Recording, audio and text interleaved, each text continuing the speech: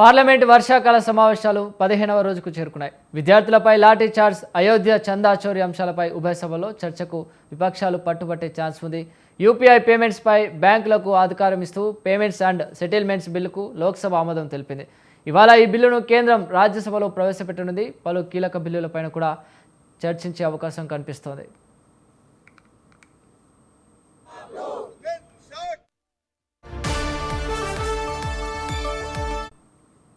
Parliament వర్షాకాల సమావేశాలు 15వ రోజుకు చేరుకున్నాయి. విద్యార్థులపై లాఠీ చార్జ్, అయోధ్య చందా చోరీ అంశాలపై ఉభయ సభల్లో చర్చకు విపక్షాలు పట్టుబట్టే ఛాన్స్ ఉంది.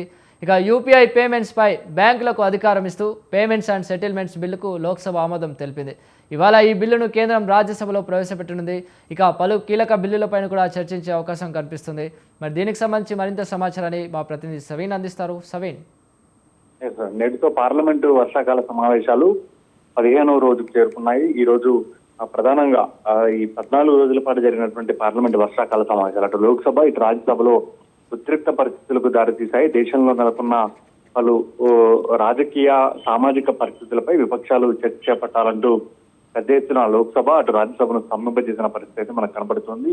ప్రధానంగా విద్యార్థులపై లాఠీచార్జ్, అయోధ్య విరాళాల చోరీ అంశం, అదేవిధంగా ఈ రెండు అంశాలపై ఉభయ సభల్లో చర్చ చేపట్టాలంటూ విపక్షాలు ఈ రోజు కూడా పట్టుబట్టే ఛాన్స్ కనిపిస్తోంది. మరోవైపు పలు కీలక బిల్లులను కేంద్ర ప్రభుత్వం సభలో ప్రవేశపెట్టబోతోంది. యూపీఐ పేమెంట్స్ పై బ్యాంకులకు అధికారం ఇస్తూ పేమెంట్స్ అండ్ సెటిల్మెంట్స్ బిల్లుకు లోక్సభ ఆమోదం తెలిపింది. ఇవాళ ఈ బిల్లును రాజ్యసభలో ప్రవేశపెట్టబోతున్నట్టుగా తెలుస్తోంది. ముఖ్యంగా కేంద్ర ప్రభుత్వం ఒకవైపు అటు లోక్సభ రాజ్యసభలో ప్రతిపక్షాలు నీట్ పేపర్ లీకేజీ అంశంలో చోటు చేసుకున్నటువంటి ఆందోళనలో విద్యార్థులు యువతపై లాఠీ చార్జ్, అదేవిధంగా వారిపై అక్రమ కేసులు వీటన్నిటిపై చర్చ చేపట్టాలంటూ కోరుతున్నారు. మరోవైపు కేంద్ర హోంశాఖ మంత్రి ప్రధానమంత్రి నరేంద్ర మోడీ వచ్చి సభలో స్పష్టమైన ప్రకటన చేయాలి, వారు సమాధానం ఇవ్వాలంటూ కూడా ఇండియా కూటమి సభ్యులు పెద్ద ఎత్తున ఆందోళన చేస్తున్న పరిస్థితి కనబడుతుంది. మరోవైపు యూపీలో అయోధ్య రామ మందిర నిర్మాణం విరాళాల సేకరణ అంశంలో విరాళాల చోరీ జరిగింది, విరాళాల్లో అవినీతి జరిగిందంటూ కూడా పెద్ద ఎత్తున డిమాండ్ చేస్తూ వస్తున్న పరిస్థితి కనపడుతోంది. ఇటీవల తాజాగా కేంద్ర పార్లమెంటరీ వ్యవహారాల శాఖ మంత్రి కిరణ్ రిజిజు లోక్సభ ప్రధాన ప్రతిపక్ష నేత రాహుల్ గాంధీతో పాటు కాంగ్రెస్ పార్టీ ముఖ్య నేతలతో దాదాపు 50 నిమిషాలకు పైగా భేటీ అయ్యారు.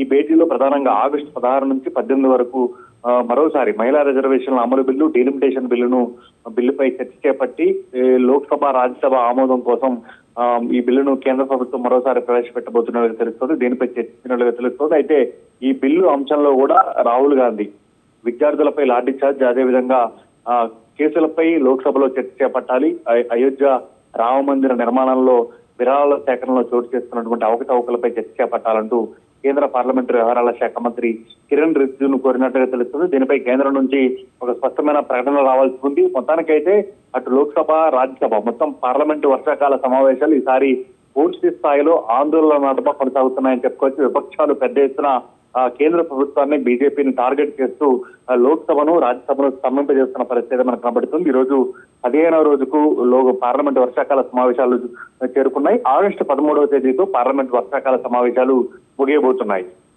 Right, thank you సవిన్.